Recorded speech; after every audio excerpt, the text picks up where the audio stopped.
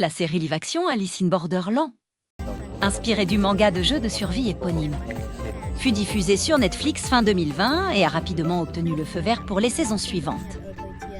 Dans cette vidéo, plongeons ensemble dans son univers pour découvrir ce qui s'y est passé. Avant de commencer, un avertissement s'impose.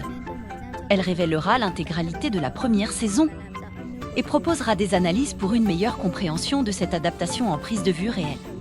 Voici l'histoire d'Alice in Borderland et de son protagoniste, Arisu, un jeune homme à la vie morne. Malgré son intelligence, il ne travaillait pas, vivant au crochet de sa famille, passant ses journées enfermé à jouer.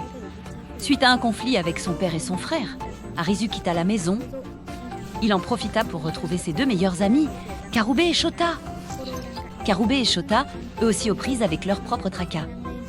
Les trois compères décidèrent de faire les 400 coups en ville pour se changer les idées. Mais, poursuivis par la police, ils durent se réfugier temporairement dans des toilettes publiques.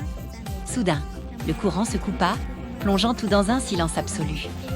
Arisu, Karube et Shota s'aventurèrent discrètement, les lieux étaient déserts.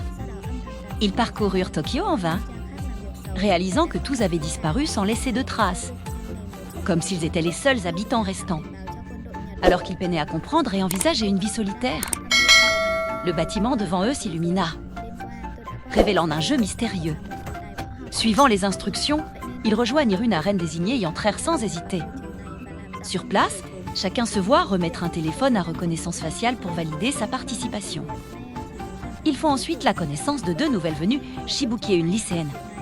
Shibuki, forte de son expérience, leur explique qu'une fois la zone de jeu franchie, tout retour en arrière est impossible. Les 5 empruntent l'ascenseur et pénètrent dans une salle abritant 2 portes, vie et morte. Ce premier défi, un 3 de trèfle, leur impose de choisir la bonne porte en seulement 2 minutes pour s'échapper du bâtiment. Face à l'incertitude du choix, Shibuki pressa Arisu de prendre la porte de la vie au hasard. Mais le temps filait et Arisu doutait. Soudain, la pièce fut envahie de fumée, menaçant de les consumer.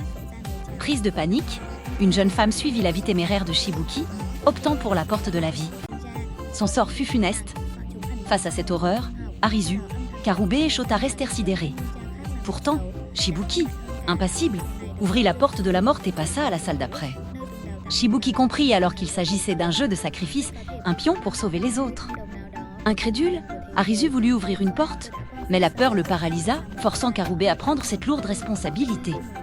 Karube choisit la bonne porte, permettant au groupe de traverser la 2e salle en toute sécurité. Dans la 3e salle, Karube force Shibuki à ouvrir la porte suivante, mais elle le supplie d'y renoncer.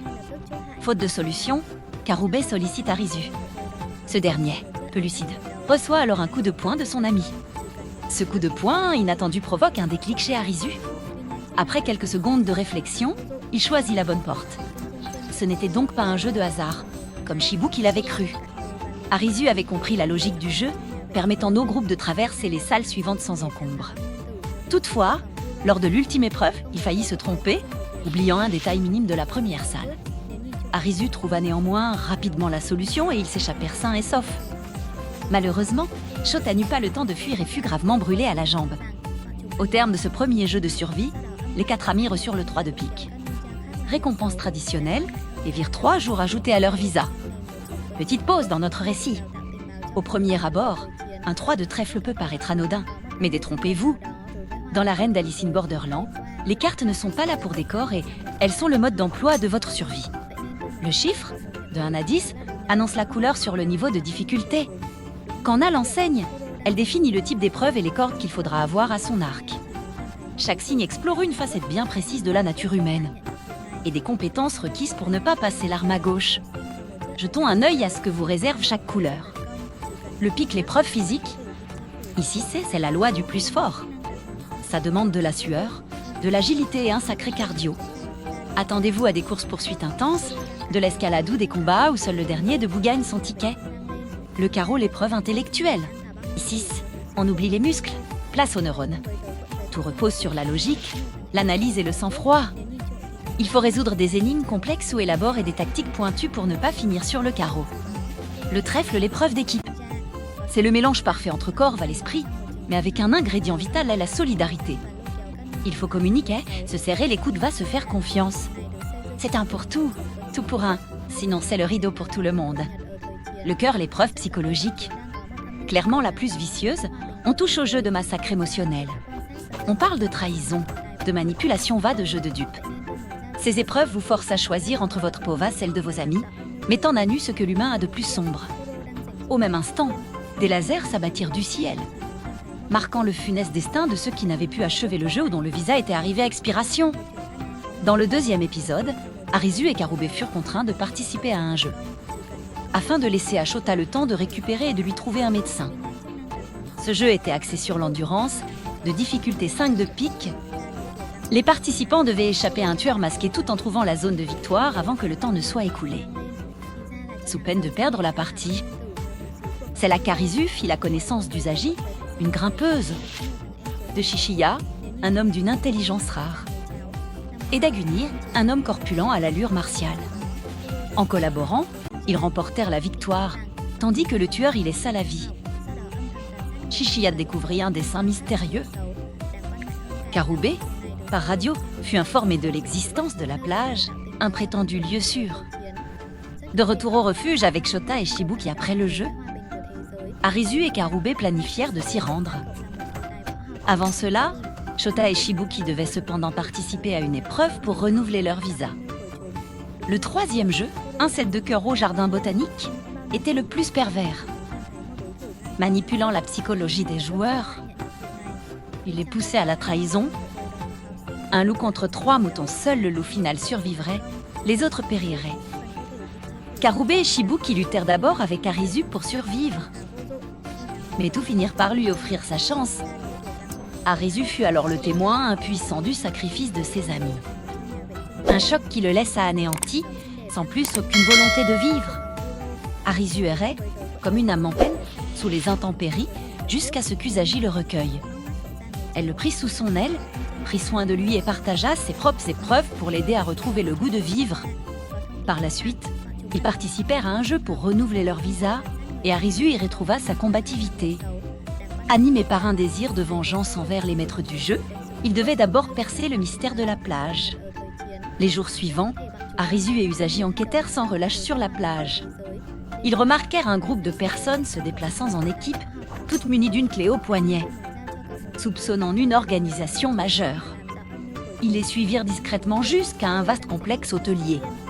Là, des centaines de personnes vivaient en tout confort dans ce lieu nommé la plage. Mais avant d'avoir pu explorer, ils furent repérés. Arisu y fit la connaissance du chapelier, le chef de la plage, entouré de ses lieutenants. Aguni et Shishiya, déjà croisés lors de la partie de chasse du deuxième épisode, le chapelier révéla le véritable enjeu. Réunir les 52 cartes d'un jeu complet pour espérer retrouver leur vie d'avant. Chacun devait donc remettre ses cartes gagnantes. Toute trahison serait sévèrement punie.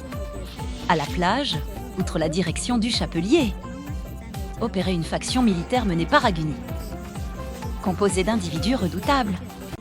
Les récits des personnages révélaient de constants conflits et luttes de pouvoir entre les deux camps. Possédant le 7 de cœur, une carte encore manquante, Arisu fut pressenti pour intégrer la direction. Anne le mena à un jeu de carreaux pour tester ses aptitudes. Arisu y démontra son brillant esprit tactique, remportant la partie in extremis et s'attirant les faveurs du chef. C'est alors qu'un événement majeur survint. Le chapelier périt mystérieusement après le jeu. Saisissant l'occasion, la milice s'empare du pouvoir, imposant Aguni comme nouveau chef.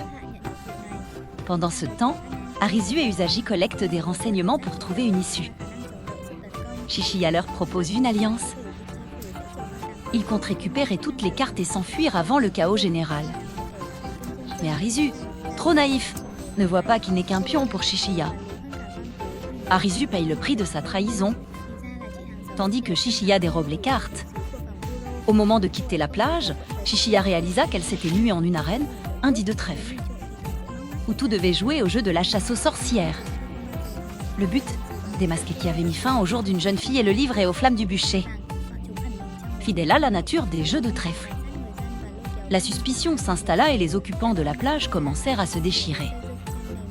Aguni donna l'ordre à sa milice de ne faire aucun quartier, transformant le lieu en un véritable enfer terrestre. Dans ce chaos, Usagi se précipita vers Arisu, retenu à l'hôtel, pour qu'il perce le mystère. Arisu, ayant cerné la situation et mûrement réfléchi, découvrit la réponse. Il s'apprêtait à révéler l'identité de la sorcière quand Aguni l'interrompit. Aussitôt, les soupçons se portèrent sur Aguni qui admit être la sorcière. Mais Arisu démentit. Aguni mentant, rongé par le remords de la mort accidentelle du chapelier. Pourtant très ami, le chapelier, aveuglé par l'avidité, devenu incontrôlable, force Aguni à intervenir. Arisu révéla ensuite que Momoka, la première victime, était la sorcière et s'était suicidée. Anne le confirma, ayant découvert sur l'arme des empreintes inversées, prouvant que la victime l'avait elle-même tenue. Alors qu'on s'apprêtait à se débarrasser du corps de Momoka, Niraji surgit, fou de rage, semant la terreur. Il faillit tuer Arisu et Usagi, mais Aguni les sauva en se jetant héroïquement dans les flammes. À la fin du jeu, Arisu découvrit une partie du mystère des instigateurs de ce jeu impitoyable. Avec Usagi, il trouva un souterrain abritant un système de gestion mécanique et de nombreux corps sans vie. C'étaient les maîtres du jeu, éliminés une fois la vérité révélée. Shishiya et Kina, grâce à la carte de l'épisode 2, parvinrent également à cet endroit. Alors que tout semblait fini, l'image de Mira, membre du comité de direction de la plage, apparut soudain sur un grand écran. Elle révéla être la figure de proue de ce monde et que les joueurs allaient passer à la deuxième étape, celle des cartes à figures. La lutte allait devenir plus intense et périlleuse, car leurs adversaires seraient des êtres redoutables, se basant sur les événements de la saison 1 et le manga original. Nous avons quelques pistes sur ce qui se passera dans la suite, ainsi qu'une explication sur la nature du monde de Borderlands où évoluent les personnages. Si vous souhaitez en savoir plus et ne craignez pas les révélations, continuez la vidéo sans hésiter. Commençons par les jeux. La première saison, fidèle au manga en 8 épisodes, suggère que la seconde utilisera les mêmes jeux. Arisu, en plus de sa rivalité avec Mira, devra s'engager dans un jeu d'équipe de trèfle et affronter le roi de trèfle. Ces épreuves, essentielles à l'évolution psychologique et au développement du personnage, resteront vraisemblablement inchangées. Cependant, puisqu'Alice in Borderland met en avant l'esprit d'équipe, Arisu ne pourra pas relever seul tous les défis des figures. Dans le manga, Arisu ne remporte que 2 des 12 épreuves des figures, un nombre insuffisant pour remplir 8 épisodes. La saison 2 des Alice in Borderland pourrait donc élargir le récit pour explorer les batailles d'autres personnages, tels que Seashishiya, Kina ou Anne, qui n'ont pas encore eu l'occasion de briller. Malgré tout, 12 jeux de figures représentent un trop grand nombre pour que Netflix puisse les intégrer tous dans la saison 2. Les producteurs pourraient choisir d'en omettre certains, comme dans le manga. Mais cela gâcherait le potentiel fascinant de ces épreuves. Nous pensons plutôt qu'ils pourraient les répartir sur plusieurs saisons, maintenant ainsi l'engouement autour de la franchise Hall. Cette stratégie serait d'autant plus judicieuse que l'auteur vient de publier une deuxième partie, où Arisu se retrouve de nouveau propulsé à Borderlands. De quoi alimenter de futures suites si la franchise rencontre le succès escompté. Le public s'interrogera aussi sur le sort d'Aguni après son sacrifice pour stopper Niraji. Pourtant, il ne peut disparaître si facilement. Son rôle est capital pour vaincre le roi de pique, le plus redoutable de Borderlands. Le roi de pique et le valet de carreau sont 2 des 4 dirigeants de ce monde. Mais leur affrontement n'incombe pas aux héros. Cela renforce ma conviction que la saison 2 répartira les projecteurs, au lieu de se focaliser sur Arisu, comme en saison 1. Vient ensuite l'identité des autres dirigeants. Outre Mira, la reine de cœur apparue en fin de saison 1, les 3 autres visages demeurent un mystère. Pourtant, le roi de carreau, maître des jeux d'esprit, est déjà apparu sans être identifié au public. Dans le manga, il est membre du comité de direction de la plage et a simulé une blessure à la jambe pour prendre part au jeu du bus, comme dans l'épisode 4.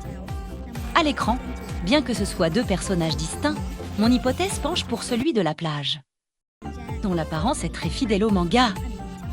Quelle est donc cette Borderland et pourquoi les personnages y sont-ils? Les lecteurs du manga connaissent la réponse. Un monde fictif, entre vie et mort. D'où son abonnement Borderland. Ceux qui y sont luttent pour leur survie, leur cœur arrêté, aux portes de la mort. Borderland teste leur survie, les poussant à mieux apprécier la vie. Voilà pourquoi le temps passé y varie pour chacun, les arrivées étant échelonnées. Le manga révèle qu'Arisu fut transporté après une chute de météorite, causant de nombreuses victimes, dont lui.